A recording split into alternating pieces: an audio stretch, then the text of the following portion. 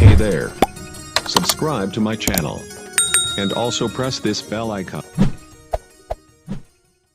बोला शारदा माई की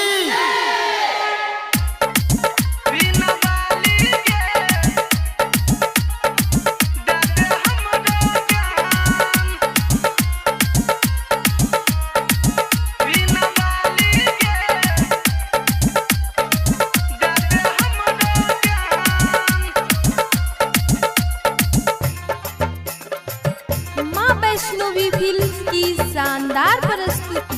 वीणा बाली गे दे दे हमरो ज्ञान, वीणा बाली गे दे दे हमरो ज्ञान, वीणा बाली गे दे दे हमरो ज्ञान।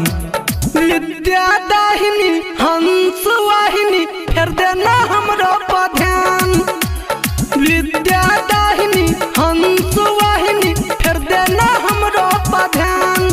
वीणा बाली गे दे दे हमरो ज्ञान, वीणा बाली गे दे दे हमरो ज्ञान। डीजे सुमित सतीश रैमा, सुमित सतीश रैमा। वीणा बाली गे दे दे हमरो ज्ञान, वीणा बाली गे दे दे हमरो ज्ञान, वीणा बाली गे। पूरा जग में तू बाटे छी ज्ञान, किया हमरा बने न छियान। तीनों लोक में तोरे छो जोत, तोरे ऊपर छो दुनिया जहान। पूरा जग में तू बाटे छी ज्ञान, किया हमरा बने न छियान। तीनों लोक में तोरे छो जोत, तोरे ऊपर छो दुनिया जहान। हे सातो सुर के देवी, पुस्तक धारनी कमल के आसनी फेर देना हमरो पर ध्यान। विद्या दाहिनी हंस वाहिनी फेर देना हमरो पर ध्यान।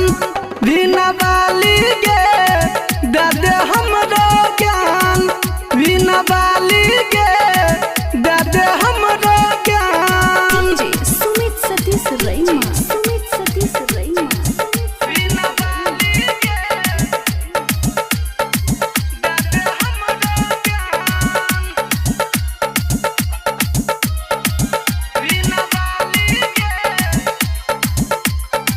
दे दे हमरो ज्ञान।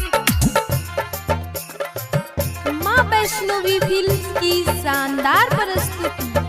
कालिदास का कलही उधार क्या दे हमरो बेरा मैया पार। राइटर गुड्डू गरेट सनजीत का कर दही मैया उपकार। कालिदास का कलही उधार क्या दे हमरो बेरा मैया पार। राइटर गुड्डू गरेट सनजीत का कर दही मैया उपकार। हे गे सोइता भेस वाली, पुस्तक धारनी कमल के आसनी